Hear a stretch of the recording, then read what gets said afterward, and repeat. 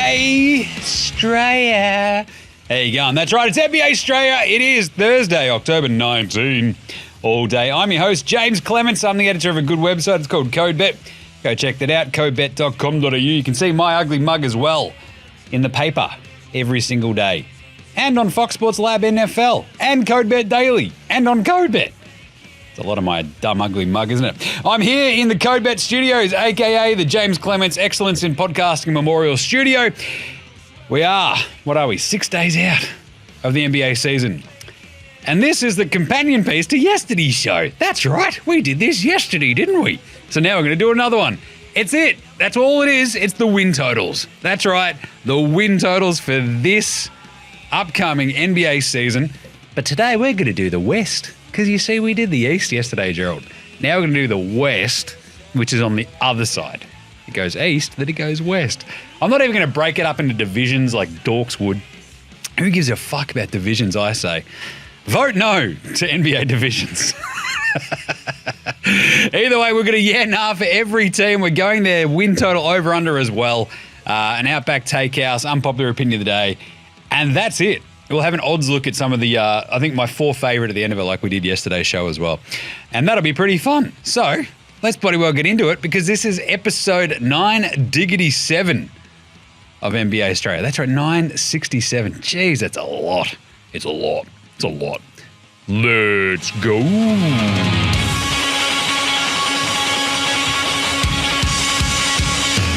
worst of these. Oh, yeah. June, I told ya. Oh, crank that.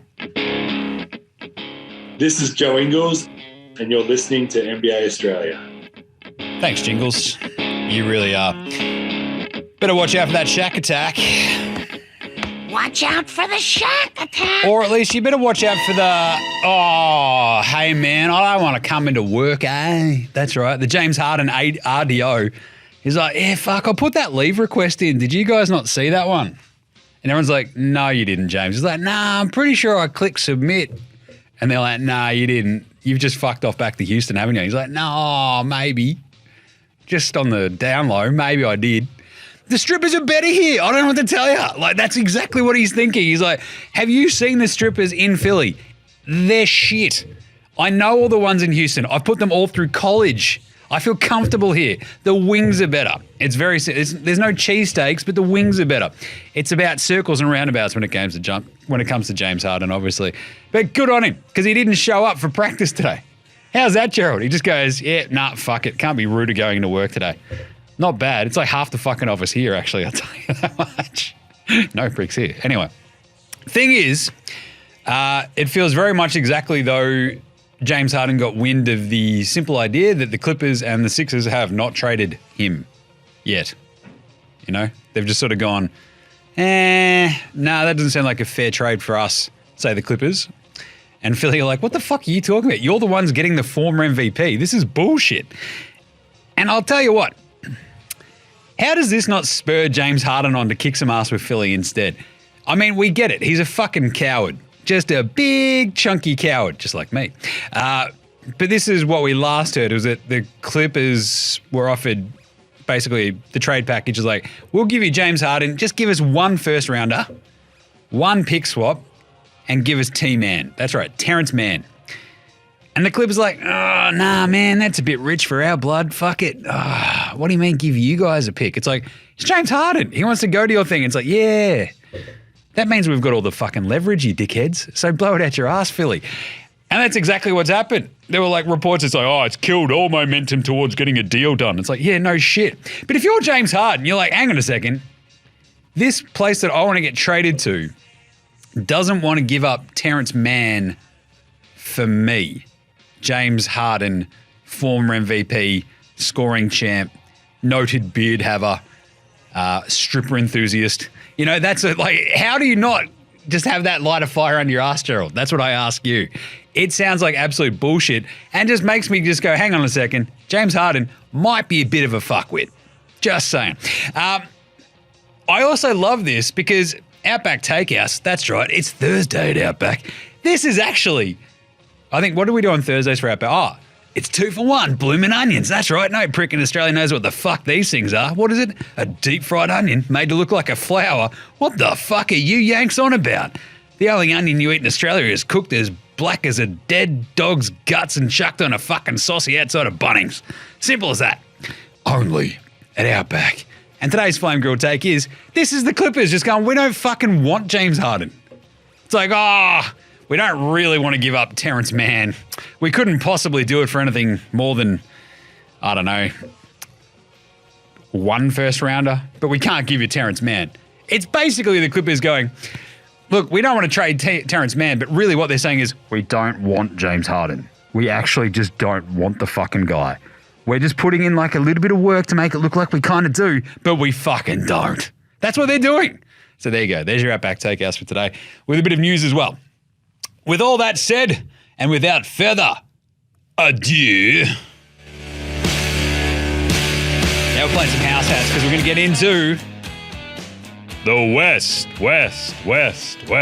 Over. Unders. That's right, the 2024 West over-unders. We did the East yesterday. A fair amount of conjecture and going back and forth.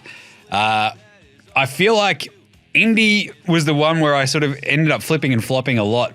But my projections are 34 and 48. It's kind of these weird ones where I came out of yesterday's show going, fuck, Indy are better than that, aren't they? But then you keep going. It's like, all right, one of Toronto, Miami, Brooklyn, and the Knicks basically has to be shit for Indy to rise up like 4 or 5 wins, I dare say. Because I believe in Orlando. I've got Chicago being shit and 32 and 50. So that's kind of like the swings and roundabouts for me. It might be Philly. Like Philly might actually just be shit. If Embiid misses any sort of time, they might be fucking horrible. But I did also sort of build a little of that into it at 48. So I don't know. I think we've got a pretty cushy bottom of the East. The West is a completely different kettle of fish.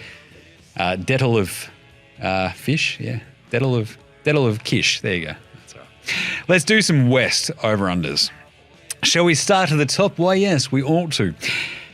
The Phoenix Suns. Now, you might have heard a little bit about them in the offseason because they traded for Bradley. I might be good. No one's entirely sure. Beal. Old Bradley no trade clause Beal. The weird thing about the Phoenix Suns, I have them as my 1 seed in the West. They do not, however, have a point guard. They also have Yusuf Nurkic, hello, Bosnian Bear, as their starting fucking center. That doesn't seem smart. The thing is, they've still got Kevin Durant and Devin Booker to go with Brad Beal. Oh, bro, we've got a big 3. That kind of, to me, sounds like a big 3 of mid-range shooting. But I still think they're going to win a fuck ton of games. That's kind of where I've landed with this. I think I'm going to go over there. Over-under is 52.5. I sort of tweak these standings where you look at Phoenix, and if they have a run of health where KD just stays healthy and fine, they will win a fuck ton of games. Like a veritable metric fuck ton of games. 56 and 26 is where I think I landed. They won 64 in 2021. They won fair few last year. I should probably know that. Where's the standings, Jim? They went... I had that in my spreadsheet too. That's right. I've got a spreadsheet because spreadsheets are cool. 45 and 37 is the 4 seed. So this is an 11-win jump, which seems like a lot. But at the same time, they now have Kevin Durant for an entire offseason. They've got Brad Beal for an entire offseason. They should come in. They've got a little bit more depth after they made those sort of weird extra free agency signings and shit like that. And then the big Ayton trade, right? So you get Nurkic. You've got Grayson Allen now, so you've got some shooting. You've still got a Kogi playing the 3. You got Keita Bates-Diop. They brought in Eric Gordon. He finally gets to live his dream of being a Phoenix Sun again. And, of course, Drew Eubanks, a.k.a. Drew Banks. Not to be confused with, Drew Banks, but Bol Bol. He's on the depth chart. I love Bol Bol. Fucking yes, Bol Bol. Let's give me some more Bol Bol. And Yuta Watanabe. I reckon Yuta could be pretty handy this year. But the thing is, they've just got like a solid, 10 dudes that are just half decent NBA players to go around KD, Beal, and Booker. And if Booker can just be point Booker for most of this season, they should be fine. I am a little bit worried about the simple fact they don't have a fucking point guard, though. So it might get a bit wonky. Because think about it, KD's handles. The dude's 7'20", and then he dribbles, and you're like, hey, Kevin, you going to go to the rim at any point this game? He's like, nah, man. Nah, I probably won't. I'm 35. I don't give a fuck anymore. And this is kind of like the big thing for me. This might be the drop-off team where KD finally hits this point where he's like, yeah, I had an Achilles, had a knee. I'm 35. I'm balding. This is bullshit. What the fuck am I doing here? He's out there in the desert, though. That desert air will, soothe all his qualms. So the yeah, nah for Phoenix is literally, does Beal fit? Just, that's it with Booker and KD. Yeah, nah. It's not ideal, nah, but will he still make it work? Yeah, he probably will.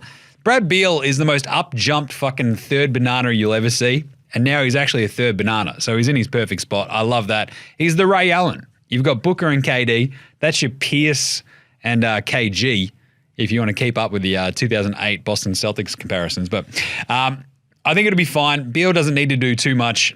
That's exactly where Brad Beal needs to be. The big thing sort of to do with that is like, do you need a workable center or a point guard? I think that might be more of an important fucking point. Because if Nurk, who's always injured, can't play more than, 60 games, they might be fucked. Like Drew Banks, he's not a great answer to a question. Just saying. But either way, I still believe in this Phoenix squad to basically load manage their way to over the 52.5. I have them a little bit higher than that at 56, of course. But that's more just putting a bit of faith in this whirling death machine offense. Basically, they could fire up with Beal, Booker, and KD. And I feel like they might take it a little bit more serious than other teams, Because you look at someone like the Clippers, you look at someone like even the Nuggets, they might just go, look, fuck it. If we're in the top 4, who gives a shit? I think Phoenix are going to be out there going, our owner is a psycho. He's new. He's going to start fucking firing everybody. Well, he's already fired most of the people, but he might just start firing other motherfuckers out of nowhere. So we'll be on our best behavior. So 56-26 for Phoenix. I'm pretty bullish on them. Obviously. The Denver Nuggets. They are the reigning NBA champions. You might have heard about that. 54-28 is where I've got them for this year. They won 53 games last year, then won the title. Are they worse than last year? Not really. So let's go. Bang. Over. Their over-under is 53.5. I've got them at 54. I think they'll be fine. Because literally my yeah, nah for this one, Gerald, is they're fine, right? Yeah, nah. Yeah, they're fine. Oh, but Jim, they lost Bruce Brown, man. It's and it's fucking so what? The way that they've sort of approached this, they've gone, Bruce Brown, he was really, really handy as a Swiss Army knife all the way through last season in the playoffs. Well, after I actually got there from Brooklyn last year. But the simple idea of them keeping that starting 5 together of Jam and Jamal Murray, the notorious KCP, Michael Porter Jr., Aaron Air Gordon, and Nikola Jokic, hello, they're fine. They're fucking fine. As long as that starting 5 stays healthy, they're going to smash to over 50 wins, over 53.5. Christian Brown, not Braun, Christian Brown, Braun, of course. Second year for him. He steps into the Bruce Brown role. It's going to be weird, but I think he'll be fine. And they fucking love Peyton Watson. They love, Julian Strawther. They've just got some dudes in the back end of their rotation now that are young and are going to basically have to pick up, all that sort of garbage time minutes. Because Denver last year, you might remember, during the regular season, also just shit pump teams a lot of the time. They're like, we're up by 20. Fuck it. Q goes in the rack, and we end up winning by 6 as our bench sort of struggle, but they're all good. So good job by Denver. I think they're going to be fine. I am not stressed in any way, shape, or form. Jam and Jamal Murray and Nikola Jokic, it's the exact opposite of Phoenix. Phoenix we don't have a point guard or really a good center. And Denver are well, we've got the best center in the league and probably the best point guard for a playoff performer that you can get. Phoenix may have actually traded DeAndre Ayton specifically to go get Nurkic because they're well, look, the Bosnian Bear hates the Serbian. It's very easy. If they're just trading on racist tropes, I'm all for it because that's fucking funny. But The big Bosnian versus the big Serb. I'm going to back Joker the entire time. So I like Denver to go over, and I'm not worried about them in any way, shape, or form because there was like the great interview with Calvin Booth. And he's like, yeah, we understood that fucking Michael Porter Jr. over here doesn't want to play defense, and we think he's a dickhead because of it. And then we had Bones coming off the bench as well, Bones Highland, and he didn't want to play any fucking defense, so we had to get rid of one of them, and we got rid of the shit one, Bones. And everyone's like, yo, he's saying the quiet part out loud. This is great. How good. But it's true. Bones Highland's a fucking head case. He's like, oh, man. He was playing with a 2-time MVP on a team that won the title. I was like, nah, man, I don't want to be here. I want to go play for a real team like the Clippers. What a fucking lunatic. All right. So Denver go over 53.5 by a half win. I've got them at 54-28. They're Los Angeles Lakers of Los Angeles, California, where there are very few lakes. 48-34. I've got them just going over as well. 47.5. As with yesterday's show, I didn't actually look at the over-unders before I banged in all my win-loss totals. And the fact that Denver and the Lakers, I've got them going over by half a win, means I feel like I was pretty bang on. But the Lakers, the yeah nah is pretty simple, right? Can AD and LeBron stay healthy? And does it matter? Yeah, nah. Yeah, it matters. But they brought in Gabe Vincent, Torian the Red Bull Prince, Christian Wood, a.k.a. what ScoMo had for the Sharks. Gross. Cam Reddish. They've got Rui. They've got D'Lo. They've got Jackson Hayes. And they've got the white mamba himself, Austin Reeves. This is a surprisingly awesome and deep Lakers team. I hate it because I hate the Lakers, but shit, that's a decent team as long as like you've got Anthony Davis as well. You've got LeBron. They should just roll to like 50-plus wins. But this is a LeBron team. There's always going to be some sort of drama. Like D'Lo's going to get his ass traded at some point. And that's why I sort of want to hint lower. I wanted to go higher than the 48 where I landed, but there's always just like LeBron's fucking 400 years old now. Like at some point you just go, yeah, just take a couple of weeks off LeBron. You've got like your calf's a little bit sore, buddy. Just fucking sit down for 3 weeks. Go watch your son play. Do your Taco Tuesdays. Who gives a shit? Just chill out, mate. You're 400 years old. Just fucking relax, buddy. Come on. That hairline's telling a very fucking loud story. And Anthony Davis, meanwhile, as soon as you breathe on him, he's going to fucking snap a leg. So who knows what's going to happen? That's why I tried to middle it with the 48 wins. I think this team's going to be pretty fucking good, though. They're good. They're deep. They're very handy. I've still got them at the 3 seed at the moment. Would not surprise me if they win 50-plus games. But 48-34, I've got them going over 47.5 anyway. The Los Angeles Clippers. There's another one. Because their yeah nah is simply, does Kawhi does he even care enough about basketball to play like 60 games?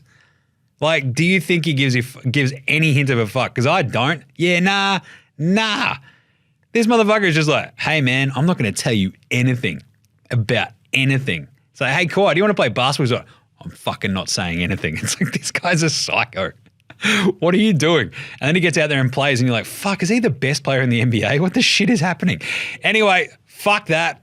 I've got them going a hint under because their over-under is 47.5. I've got them at 47-35. The thing is, I don't know how to sort of handicap this weird Clippers-looking season because their roster is still so weird and unbalanced at times, but it's super fucking deep. You still got Rusty Westbrook. You got Paul George. You got Kawhi. Yeah, you got Lord Robert Covington. You've got Zoobs, Ivica Zubac.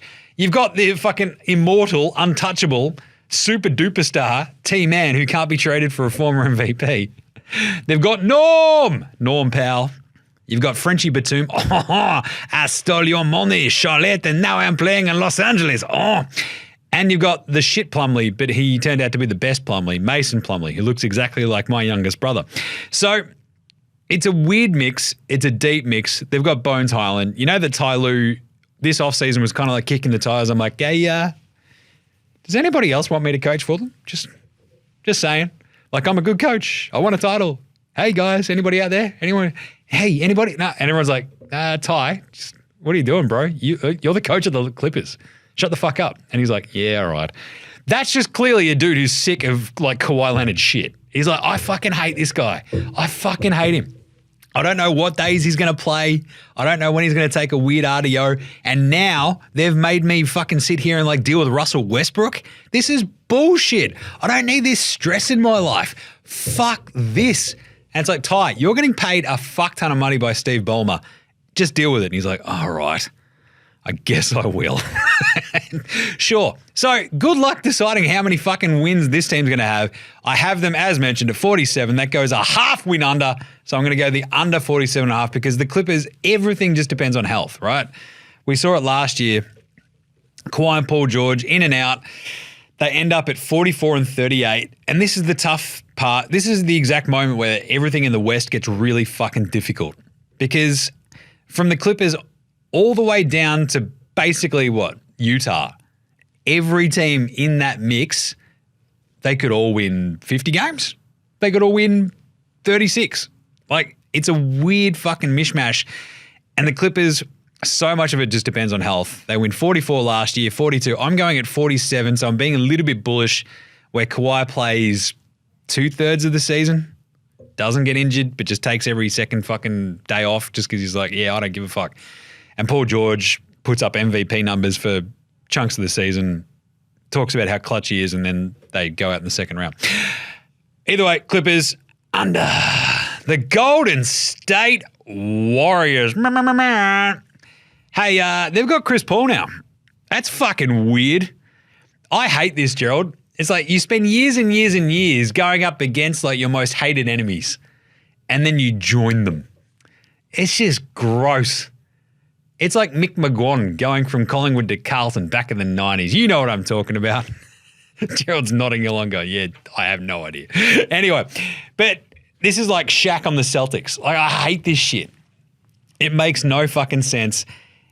Basically, this is the yeah, nah for it. Chris Paul on the Warriors, it's a bit desperate, right? Yeah, nah, yeah. But is it understandable? Also, yeah, because you had to fucking move on from Jordan Poole. Why is that? Because his fucking teammate punched him in the fucking head. He's like, Jordan, I'm sick of your shit. Bang, goes Draymond. Now, everybody hates Draymond anyway, but he's the heart and soul of that Warriors team. Jordan Poole gave him a bit of shit, talked shit, got hit, sucked in, dickhead. At the same time, that ruined the Warriors team last year. They had to move on from Poole. They flip him for CP3. It's a weird mix. But Chris Paul's still really good. So that's why I'm going to lean on Golden State to go 46-36, which is actually well under their win total, which is 49.5. That's the third highest one in the West. This is a team that got blown out in the second round by the Lakers, managed to get by the Kings in 7, and are old. They're just fucking old. Like, God bless Steph Curry, the puby bearded one, but can play, can shoot. Fucking old though. Same with Klay Thompson. It's like, oh, yeah, it's a 2-year injury, that Achilles and his ACL. It's like, yeah, but he also might just be old and shit now.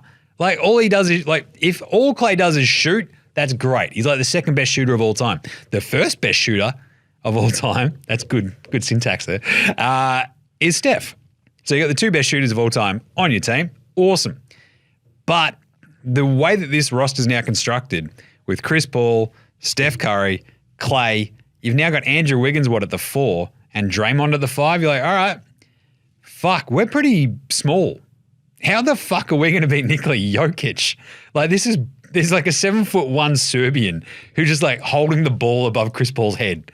Like he's his little fucking cousin or something. That's all I'm envisaging for the rest of this fucking year. So Golden State, they'll be really, really good as long as they stay healthy. So 46 for me is kind of like understanding that the West is really, really hard, but they'll still be really good. Because Chris Paul, when he's healthy, is also really good. Same with Golden State. The next one. I did do the yeah, no, didn't I? Yes. It's all a bit desperate. It really was. Here we go. It's time for the Mop Top Mumba. That's right. Josh Giddey, a.k.a. the Wheat Bix Kid. Love this. A.k.a. the Yarraville Yahoo. I love him. I love his hair. They've also got Seven Nation Army, don't forget. Bum, bum, bum, bum, bum, bum, bum. Jack White. This Oklahoma City Thunder team is fucking radical. They're one of my favorite overs this year. 45 and 37. I've got them going over their 43.5 line. Why is that, Jim? You might say. It's like, well, they were fucking good last year. They won 40 games, bumping up from 24. They also added Chet Holmgren, aka the stick insect. He's unreal. They didn't have a fucking center last year.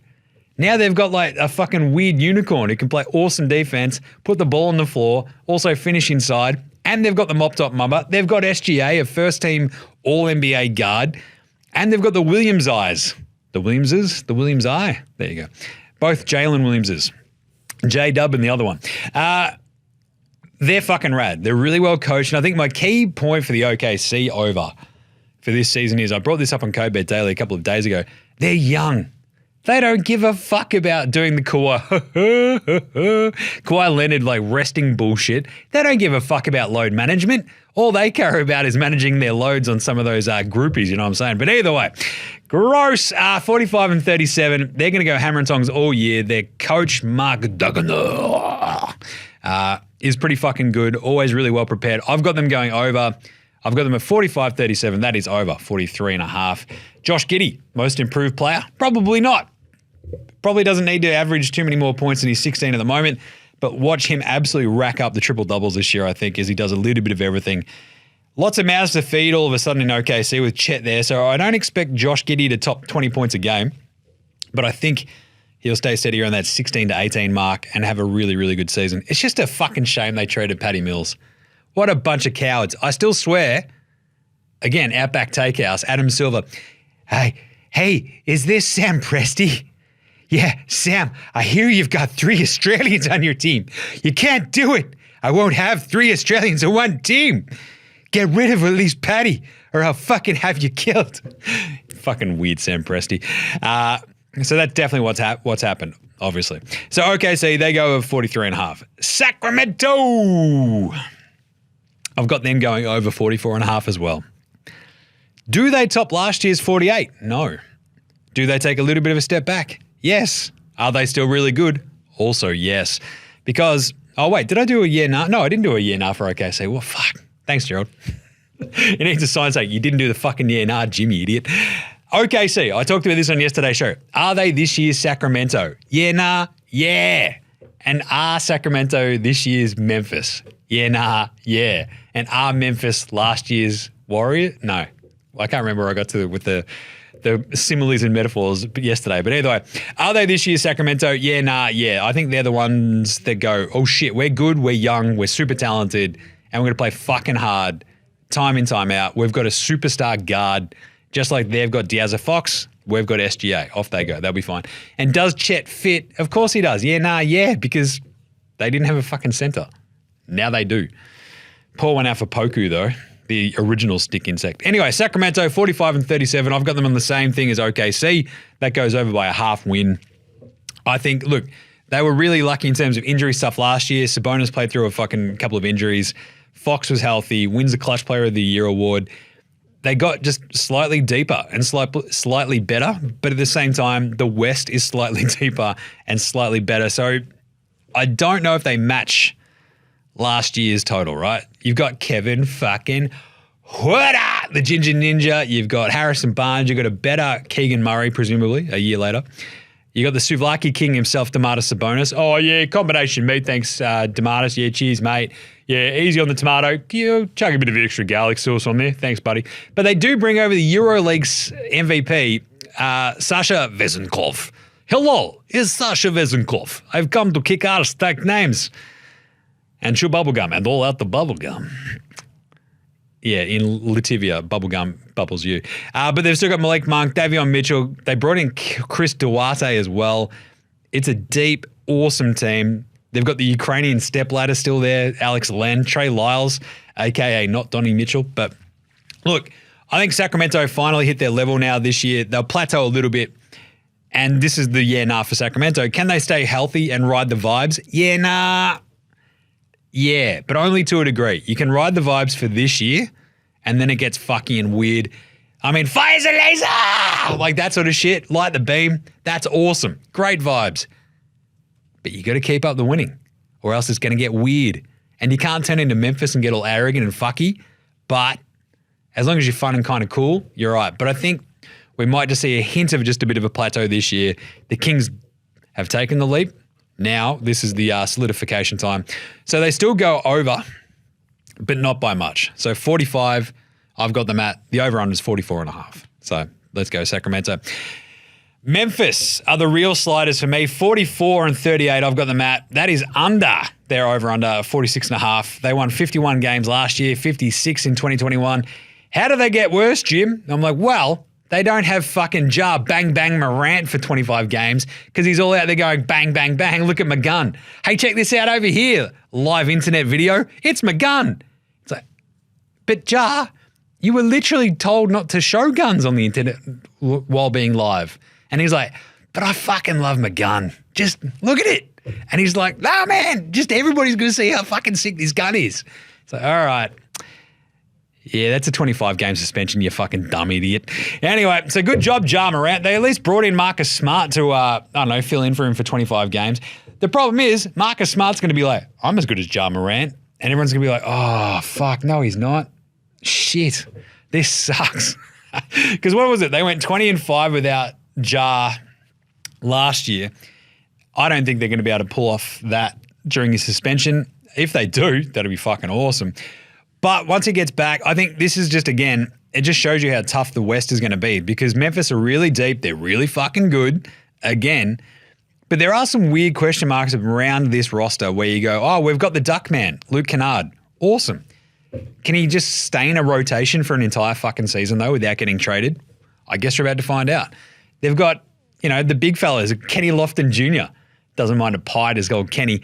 David Roddy as well. I don't know if he's any good. He doesn't know if he's any good. You got the Tillman, Xavier Tillman. You got the big Kiwi, Gerald. They've got Steven Adams, bro. Oh, bro, it's really good to be here in Memphis, eh? I fucking love it here. We've got a huge, big bass fishing shop. It's in a pyramid, bro. I fucking love pyramids. We don't have any in New Zealand, but we do have the Hobbit. Anyway, so Jaren Jackson Jr. moves back to his 4. You love that. Steven Adams can do all the dirty work.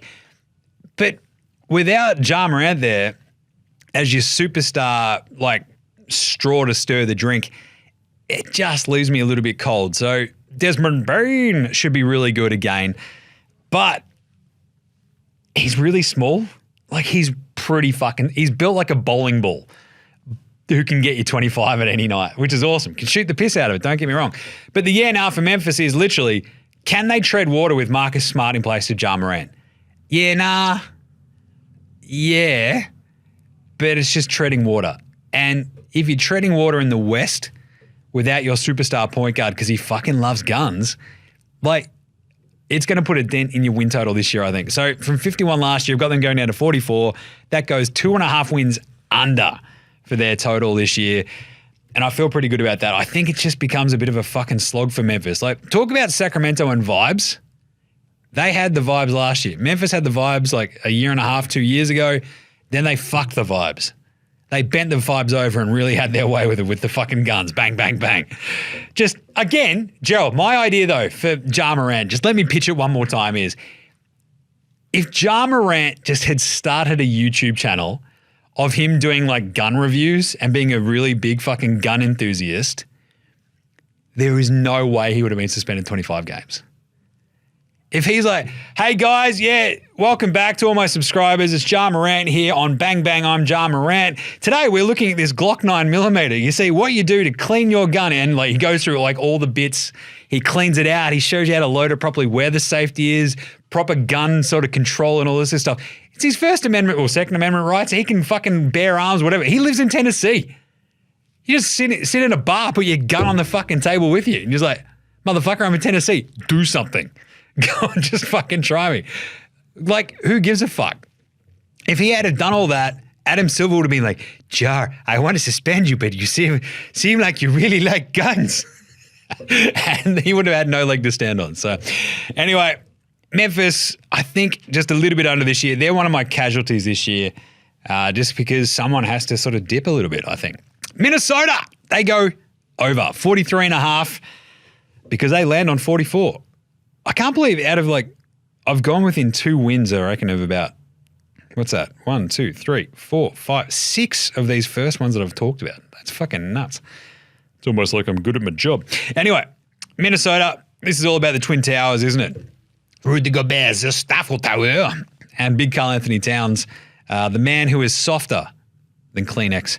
This team is so fucking brutal to pick because I guess there's sort of 2 nars, right? Like, can Cat step up and figure out how to fucking play next to Rudy Gobert and actually have a Twin Tower lineup? Yeah, nah, maybe. I mean, but the next time Cat also plays a bit of half-decent perimeter defense, it might be the first one. That dude just fucking loves shooting threes and doing nothing else that helps his team win. The problem is, it might not matter because Anthony Edwards might just go, fuck this shit, I'm a superstar. Like, just jump on my back, boys, we're winning 60 games. Like, it could happen. The defense could click, Gobert and Cat could be awesome, Anthony Edwards could step up, be a fucking 100% super-duper star. We saw a little bit of it. We've seen flashes of it. But I just want to tamper expectations because I don't think Chris Finch is that great of a coach. I don't know if Anthony Edwards can, even if he averages 26, 27, 28 points a game, he's still going to be driving into a whole bunch of traffic thanks to Cat and Rudy. So they might have fucked it for him. I'm just saying. Defensively is where it's going to be won and lost there for Minnesota though. But I still think they go a hint over. But I hate fucking picking this team. This team is so tough. It's probably one of the 3 toughest ones I think I've looked at. And you're they've still got a solid roster where you got, slow-mo Carl Anderson, you've got Jaden McDaniels, old fucking, check out this, I'm going to punch a wall, bro, bang. Oh, fuck, that hurt my hand a bit, hey. I broke his hand before the playoffs. What a fucking idiot. Oh, God. Anyway, they've got Naz Reid.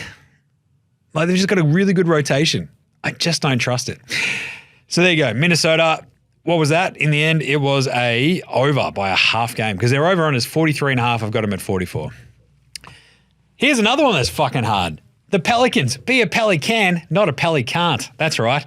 42-40. I've got them at. That's under their 44.5 win line. This is all about Zion. If this man can just stay away from the whores and the beignets, that's all we ask. Just stay away from the fucking internet crazies and the beignets. I know that the beignets are delicious. And I know that your choice in women is seemingly not great. But Zion, you're getting paid an absolute fuck ton of money to not be a dead shit. It's not that difficult. When you got that much money, I understand the temptation to be a giant dead shit because I am myself a giant fucking moron.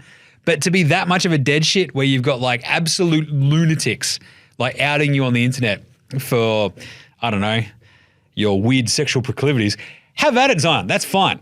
But you got to keep that shit on the down low. You got to keep that buried. But I just hate this fucking Pelicans team. They could win 60 games. They could also win 32. Fuck it. So for New Orleans, is this the bounce back year for Zion? Is this his year? Can he finally do it? Can he put it all together? Can he stay healthy? Could he win MVP? Yeah, nah. Nah, he's not winning MVP. But could he actually just stay healthy for 1 year? That's all we ask. 1 year. Yeah, nah. No, he can't. Because look at his rig. You try hefting that fucking rig around Gerald. You got no hope. Of course you're going to break down. There's actually videos surfacing basically over the last couple of days of him in college and just the sheer fucking athleticism and lift he had. And it's yeah, guess what? That goes away when you're built like a brick shit house. You put 2 little stumpy athletic legs on a brick shit house that can dunk and you're this is amazing. And then you go, oh, that's going to be a bit of wear and tear on those little stubbly legs, isn't it? Guess what? Yeah, it is. So Spindles Ingram, he fucking smoked his way out of the rotation there for the World Cup as well. Oh, man, I've got a bit of a throat infection. It's is it because you've been pounding fucking bongs? What is happening, Brandon? Mate, what are you doing? Can Brandon Ingram bounce back? Yeah, nah. I'm probably steering clear of him this year.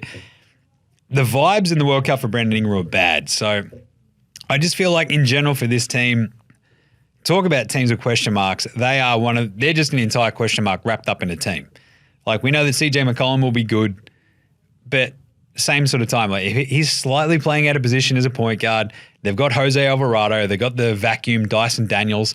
Trey Murphy's injured though. Herb Jones, he will probably be fine.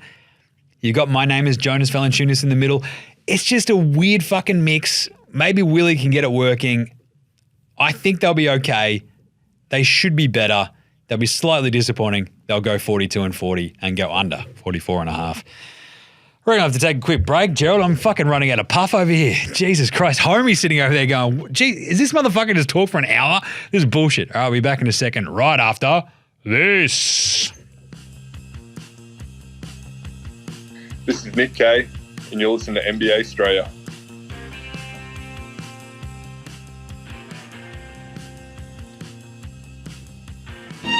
I should check in with my best mate, Nick Kay, see how he's doing, actually. He's got the squid and his lovely wife. He'll be out there in Japan hanging out. You could say, g'day, Gerald. That's where you're going, isn't it? Motherfucker. I'll get you to swing by Nick Kay's joint and just go, hey, Nick, Jim says hi. Right, so we finished up with New Orleans, 42-40, under the 44.5. The Dallas Mavericks. That's right. AKA the Aussie Mavericks. How good is this? We've got Dante Sexum Up Exum, AKA Kangaroo Kobe. We've got Josh Greeny Green. I love this Dallas team.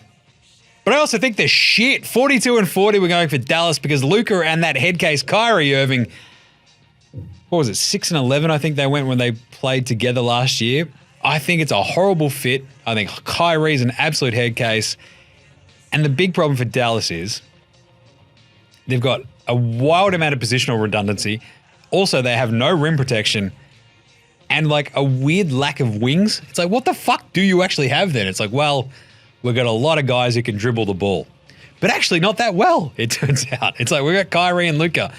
And then we've got like 8 shooting guards and Dante Exum. So it's fucking weird. It's a strange mix. I hate it. And I'm going the under for Dallas just because in the West, if you can't play a lick of defense, and they were like, what, ranked 25th in defense last year. They went 38. They had 38 wins last year. That was a drop down from the year before, 52 when they made the conference finals. But I think Dallas, this is much more of a opportunity to go completely fucking haywire, and Kyrie stabs Grant Williams more so than it goes well, and they actually win a shit ton of games.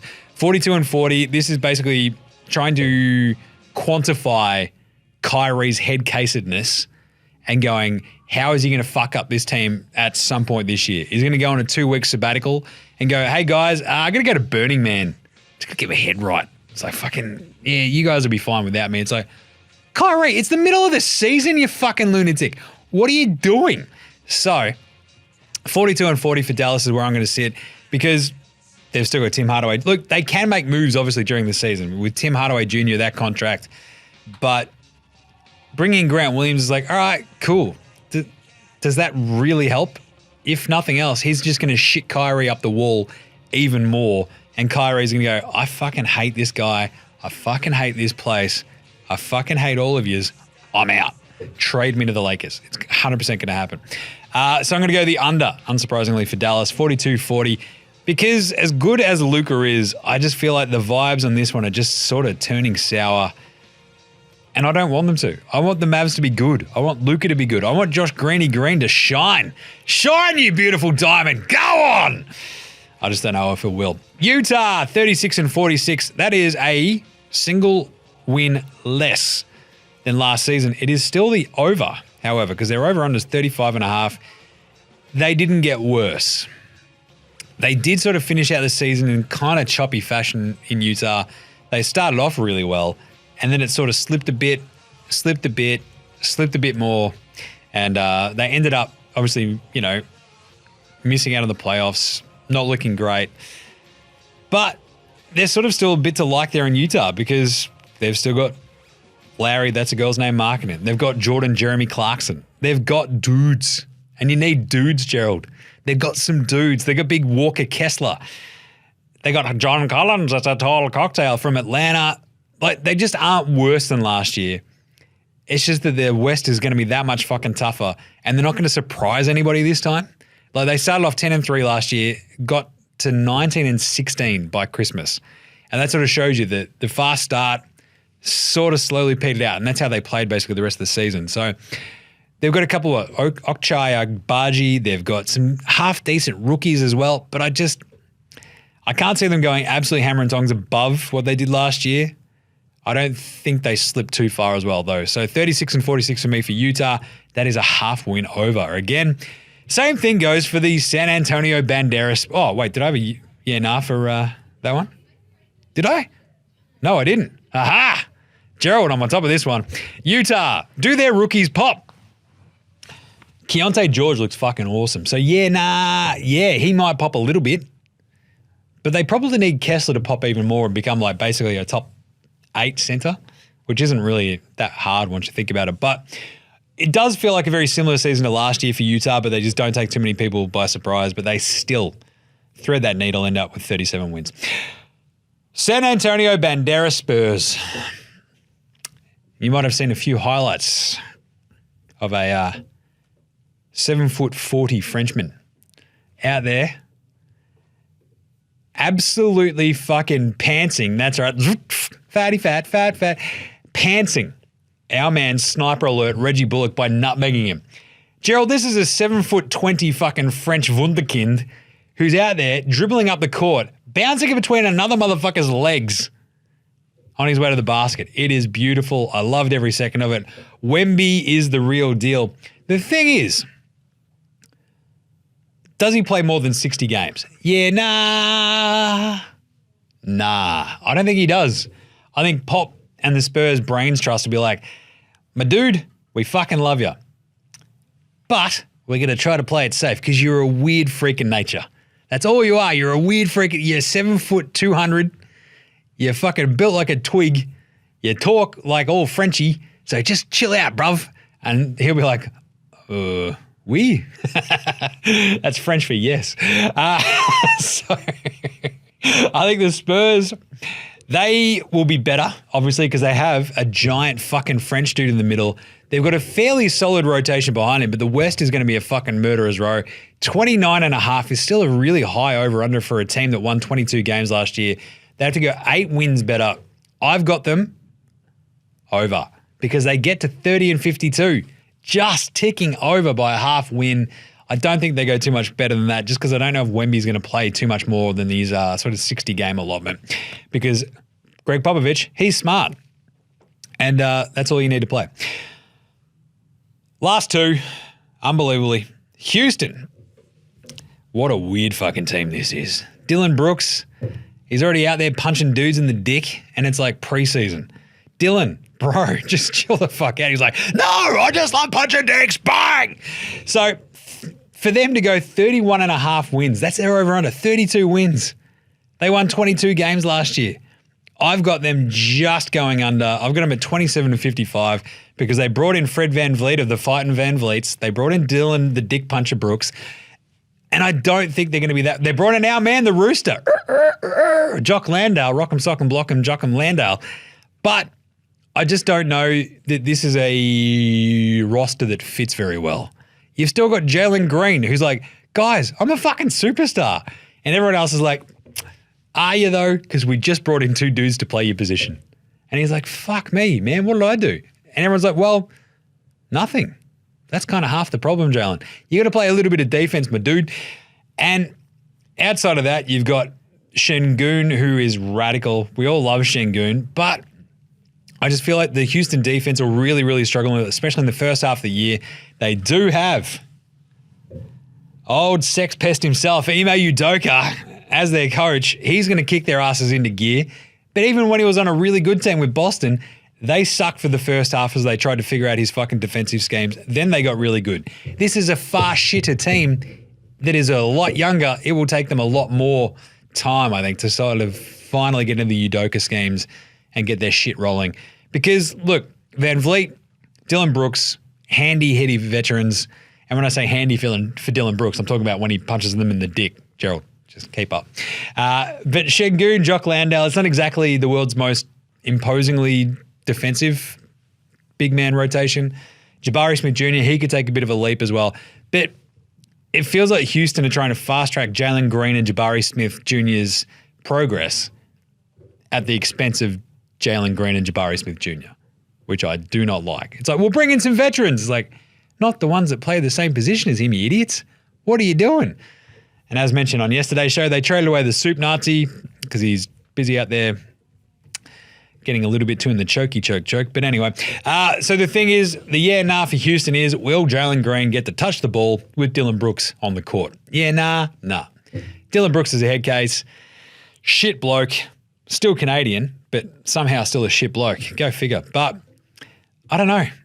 I just feel like this is all like shooting yourselves in the foot. It's like, oh, we're going to spend some of this money. It's like, do you? Fred VanVleet, that's okay. You don't have to give Dylan Brooks the big fucking contract. Oh, he'll set a defensive tone. He's going to set a tone of punching dicks. Like, what are we doing here? Anyway, Houston, I'm going the under. I just don't trust that collection of talent. It's weirdly unbalanced. So 31.5 is their over-under. I'm going 27.55. And finally, the Portland Trailblazers, 22-60. I've got them going this year. That is well under their 28.5 over-under, which I believe was 29.5 as well here and there. So I'm pretty down on Portland. You might go, hey, Jim, why is that? I'd say, well, very clearly, it's because they've got about 70 fucking shooting guards, and that's about it. Like, poor Matty T, Aussie Matty T, Matisse Tyball's going to be like, can I play this week? And Chauncey Billups is going to be like, nah. I mean, you're the only dude on our roster who plays defense, but I still can't find any fucking minutes for you because I've got 87 guards. Like, this is just dumb. It feels like weird roster building for Portland. They should probably obviously eventually trade El Presidente, Malcolm Brogdon. But you've already got Scoot Henderson. You've already got Anthony Penny-Simon. You've got Shaden Sharp. Sharp's vaguely already playing out of position at small forward. Anyway, you've got Jeremiah Grant, who's going to be like, what did I sign on here again? I've made a horrible mistake. Fuck. Hey, can I get traded? And off they go. DeAndre dominating. Look, again, talk about fucking big men who are softer than Kleenex. Boom. DeAndre dominating right there. But you've also got Time Lord. You've got Malcolm Brogdon. You want to showcase them so you can trade them. But this Portland Trailblazers team, there's just no defense. Apart from Matty T and a bit of Time Lord, maybe. Maybe Malcolm Brogdon sets a bit of a tone as well. But this team is really young. They've got a bunch of young guards. That's never good. And this is kind of the yeah, nah for this. Can they just fucking figure out where everyone plays? Like, I just don't know if they can. Like, Scoot's very clearly a point guard. Everybody else is kind of like a 2, a 3, I don't know. And they don't know either. Anthony Penny-Simons is like, God damn it. Now Dame's gone. This is my team. Scoot Henderson comes and he goes, all right, now Dame's gone. This is my team. And Shaden Sharp is like, shut the fuck up. I'm the best player here, bitches. Bang! And it's going to be an absolute fucking mess in PDX. So pour one out for poor PDX Pete up there in Portland. I can't see Portland winning over 28 games this season. So we're going to go the under. And I think they eventually just go, actually, yeah, we should probably move on from the vets. And 22-60 is where I've got Portland topping out. And there you go. Jesus. That is every single over-under in the NBA for this season. Done. Along with a yeah, nah for each of them. The unpopular opinion of the day as well. Keep an eye on the NBA Cup. I reckon it's going to be good. I hated the idea when it first got floated, but now we've got Tuesdays and Fridays, all NBA Cup all the time. Those games that are on those days in November are for the NBA Cup exclusively. That's fucking awesome. That's pretty smart. Look, as the vice president of common sense for the NBA, we finally did a good thing. All titles made up, of course. Until Adam Silver, hey, James, do you want to come and be my vice president of common sense? I'm like, yes, I can, Adam. Can you just never talk to me again? But the unpopular opinion is I think the NBA Cup's going to be awesome. People who are like, oh, it's too confusing. It's like, look, as soon as it starts, it's not going to be confusing at all, and we'll figure it out. And the over-under odds, what are the best ones out of the West? So I gave you Boston, Milwaukee, Wiz, and Miami yesterday. That was over for Boston, over for Milwaukee, under for the Wizards, and under for Miami. My favorite 4 out of the West is Lakers over. God, that hurts me to say that. I fucking hate the Lakers so much. But Lakers over. Dallas under. Oh, yeah. OKC over. Let's go, the Mop Top Mamba, the Wheat Bix Kid. And, of course, the Portland under because they're shit house. They're cooked. Like, you're going to see some shit basketball play. Like, it'll be exciting at times because Scoot will be fun. They'll have DeAndre Ayton running the fucking floor with him as well. But like every game that Portland plays is going to be like 130 to 128. It's going to be gnarly. So there you go. There's some 4 over-unders that you can multi up if you want, and that's how you do it. Righto, I think that is it for this week. I think we'll do the awards show maybe Monday or Tuesday next week because I don't know if I'm going to have time on the Friday tomorrow because there's a bit going on. But we're back. How good is this? NBA STraya flying into the 23-24 season. Loving every minute of it. So make sure you're following NBA STraya on Twitter, Facey, IG, YouTube. I think I'm on Threads. I haven't threaded yet though. How weird is that? Oh, bro, I did a thread. All right. Did you do some knitting as well? Like, what the fuck is going on here? Anyway, check out that. Go to the NBA STraya shop as well, nbastraya.com/shop. I've got to get rid of some of those, the last remaining T-shirts and hoodies, and then we'll do another run of different designs. So check us a rating review on your podcast app as well. Apple Podcasts, Google Podcasts, YouTube Podcasts, whatever they are now, Spotify, whatever weird app you use on your Android phone, all you fucking weirdos out there with your Androids. And I think that's nothing else, really. We're going to say thank you to From Oslo for the intro and outro song. They rule for that. Oh, I'm not playing the outro. I should have done that. I'm well one step behind myself. Go check out House Hats as well. Good album there, running out of time. And big thanks always go to Joshua Delared's Fascinated, Goldmines, Ram Shakalami, Iowa, Sex Jedi, and Green, as well as Dozers, I think, too. For all the tunes you hear throughout the show, smash them on Bandcamp, Triple J and Earth, Facey, Apple Music, Spotify. However you listen to your tunes, do that. NBA STraya supports Australian bands, so should you. And that's it. I think we will come back with a Monday show for the awards. That might be the NBA STraya awards, and then we'll do the actual awards on Tuesday. Because I think I might just wrangle Stats Guy into talk out some of those actual dork awards. Where it's like, here are the actual awards for the NBA season. It's like, oh, here's who I think is going to be important this year. No shit, Sherlock. The NBA STraya awards are way more fun. Who's going to be the biggest fuckhead this year, etc. Like all that good stuff. So we'll do that on Monday. We'll do the actual awards on Tuesday. And then we'll go games on Thursday. So it's all fucking back on. Shit, the games will be on Wednesday. Good timing. That should be right. All right, so we'll catch you then, you dickheads. This is NBA STraya saying, look after yourselves, would you? And later, Jose. Nah.